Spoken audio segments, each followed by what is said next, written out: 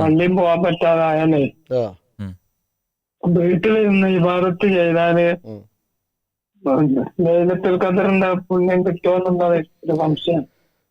നമ്മൾ ആരോഗ്യമുള്ള സമയത്ത് കൃത്യമായി പള്ളിയിൽ പോയി ഇബാദത്തുകൾ ചെയ്തിരുന്ന ആളുകളാണെങ്കിൽ, അതുപോലെ തന്നെ ആരോഗ്യമുണ്ടായിരുന്ന കാലഘട്ടത്തിൽ പള്ളിയിൽ എഴുത്തികാഫിരുന്നും മറ്റുമൊക്കെ ലൈലത്തുൽ ഖദറിനെ പ്രതീക്ഷിച്ച് അമലുകൾ ചെയ്തിരുന്ന ആളുകളാണെങ്കിൽ, നമുക്ക് ആരോഗ്യം നഷ്ടപ്പെടുകയും രോഗമുണ്ടാകുകയും ചെയ്ത് വീട്ടിലിരിക്കുന്ന അവസ്ഥ വന്നാലും ആ ആരോഗ്യ കാലഘട്ടത്തിൽ എപ്രകാരമാണ് നമ്മൾ അള്ളാഹുവിനെ ഇബാദത്ത് ചെയ്തത് അതേ പ്രതിഫലം തന്നെ നമുക്ക് ലഭിക്കുമെന്നതാണ് റസൂൽ കരീം സല്ലല്ലാഹു അലൈഹി വസല്ലമ പഠിപ്പിച്ചു തന്നിട്ടുള്ളത്.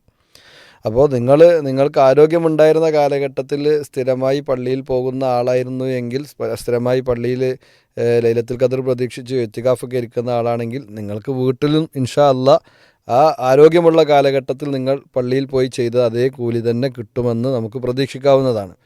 ഇനി അറിവില്ലായ്മയുടെ കാലഘട്ടമായിരുന്നു ആരോഗ്യമുണ്ടായിരുന്ന കാലം എന്ന് വിചാരിക്കുക. അങ്ങനെ അന്ന് കാര്യങ്ങളൊന്നും ആ നിലക്കത്ര ഗൗരവത്തോടു കൂടി ചെയ്തിട്ടില്ല.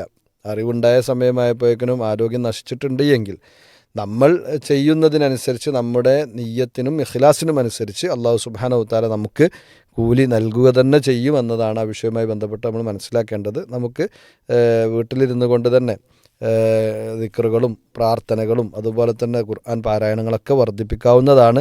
നമ്മളെ പള്ളിയിലേക്ക് തടയുന്നത് നമ്മുടെ അനാരോഗ്യമാണ് എന്നതിനാൽ ഇൻഷാ അള്ളാഹു അതിനുള്ള പ്രതിഫലം നൽകുക തന്നെ ചെയ്യുമെന്നാണ് പ്രതീക്ഷിക്കേണ്ടത്. അല്ലാഹു അലം.